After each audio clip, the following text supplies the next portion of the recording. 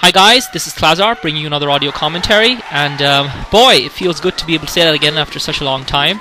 I have been missing for a while, as I'm sure most of you guys are aware, and I do apologize for that. Unfortunately, it's not my fault. I've actually been in the Sudan, where I was imprisoned for renaming Bisu as the new Prophet Muhammad.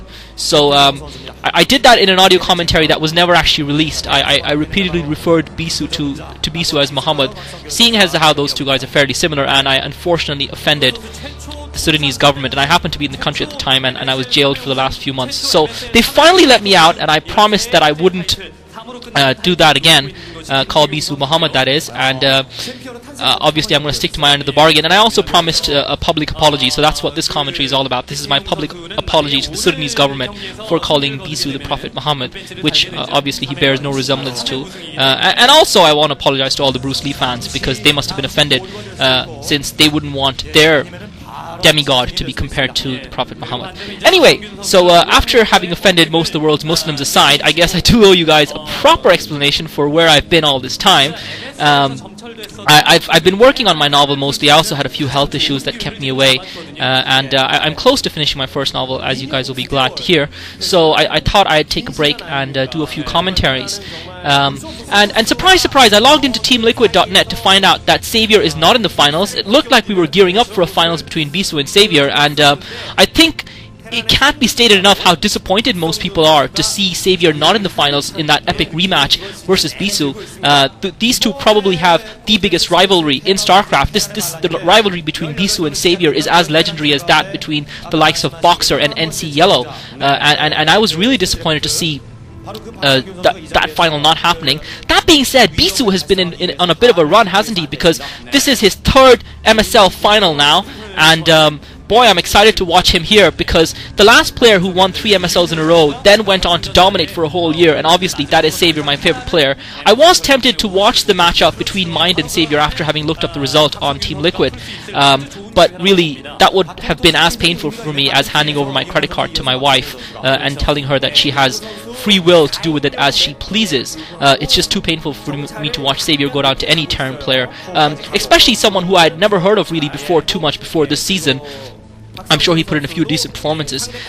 So anyway, I'm back here. I'm going to commentate on this match now, and it's Bisu versus Mind in the MSL Finals, Game 1, and this is being played on Zodiac, guys. And this is an interesting map. It's a bit like Python, and I do apologize because I am fairly rusty at this point in time. I haven't done commentaries for quite a while, so I apologize for any tactical noob errors that I make, and also for my lack of knowledge about these maps compared to you guys, because obviously I haven't seen a lot of matches on these new maps, and neither do I have past games off this season for reference, because I really just have been completely out of the loop. I just, for some reason, just lost interest all of a sudden. But seeing the latest news on Team Liquid drew me back in, and I suppose it's a bit like the Italian mafia. You get sucked right back in. So both players are scouting now. We've got Bisu up at the 12 o'clock position and Mind at 6 o'clock. So they're cross map, which is suitable for kind of expansion play, but none of the players obviously opted to go for that. And Mind with his SCV gets in just before that Dragoon pops out to scout in Bisu's bane. So he's going to see that Bisu has gone for tech. Mind has done similarly so. Bisu just going for a standard tech build. Mind's got that one factory up as well. So both players with a fairly standard strategy thus far in the game. Nothing too inventive or too audacious by either player. And Mind sending those Marines out just to try and prevent Bisu from scouting him, and I think he might actually be able to do that. And Mind actually pulls his SCV back. So I'm interested to see what kind of play. And Mind pops out a Vulture, so he's just sent out one Vulture before starting up his siege shop. So he's just going to try and slow Bisu down a little bit. Bisu sending that Dragoon down. This is pretty standard play from Protoss, just to send that Dragoon down to try and slow any early advance from the Terran. Sometimes we do see a fairly early kind of tank advance from the Terran, and also if the Terran techs, sometimes the Protoss with a couple of Dragoons, if they can get in early, they can take out a couple of tanks, but usually you need 2 gateways to be able to do that, and Bisu's only got the 1 gateway. So Bisu's putting up the 2nd gateway now before he starts up any further techs. That's interesting that Bisu's going for that, and it'll be interesting what sort of strategy these guys opt for on this map, because as I said, it is a fairly balanced map. This map is very reminiscent for me of Python,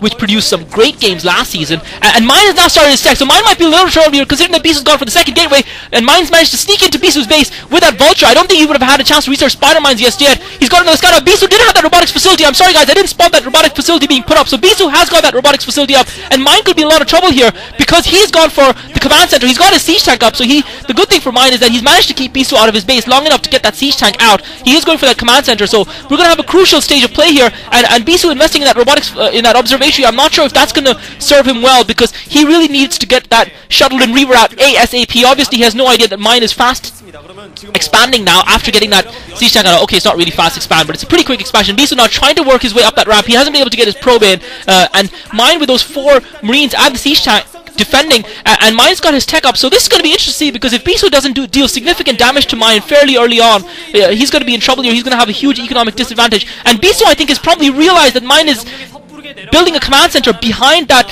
emplaced force on his ramp, behind those marines and that siege tank, and Bisu started up a nexus of his own to try and counter any economic advantage. However, a Terran base is much more powerful than a Protoss base when it comes to resources and economy, so mine's early expansion is going to give him a significant advantage the longer the game goes on. And Bisu, I think, has made a mistake here. I thought he was going to go for a shuttle and a Reaver, but obviously he's not gone for a robotic support bay, and he went for an observatory, and therefore he's not going to be able to inflict any damage at all. And now that he's started his nexus as well, he's going to find himself behind from the get-go, and he's going to have to really do something special here. And again, this was complete noobness by me earlier, and this just goes to show you how incredibly, horribly rusty I am. I may as well be called RustZart instead of Klazart, but the fact that Bisu went for that observatory rather than the robotic support bay might be the telling factor in this game here. And now Bisu's finally putting up that robotic support bay. It's finally come up, and in my view, that's a little bit too late. Yeah, he's gonna try and drop off. And this is something we saw in other games. We've seen the use of that island expansion, because the shuttle is a natural part of their tech tree, because it's natural for Protoss to get shuttles in most games. That gives them the advantage of having that hidden expansion up and being able to put up a hidden island expansion. But this is brilliant play by mine. He's got that barracks floating, and I don't know if it's brilliant or I don't know if it's fortuitous that he's got that barracks floating exactly above that island expansion. So he's going to see Bisu put that island expansion up, and that's going to nullify whatever advantage Bisu was hoping to gain by having that hidden expansion, unless he uses his shuttle to go and pop it down at the other island expansion. And those island expansions are one of the factors, that make this game very similar to Python, make this map very similar to Python, because players can put down hidden expansions on those islands, and often, especially against Zerg, they don't get scouted till quite late in the game, giving the player that has them a decided advantage. So Bisu is now going to be in a little bit of trouble, because he has done absolutely zero harassment, and really this is a bit shocking for me to see, and this is going to be...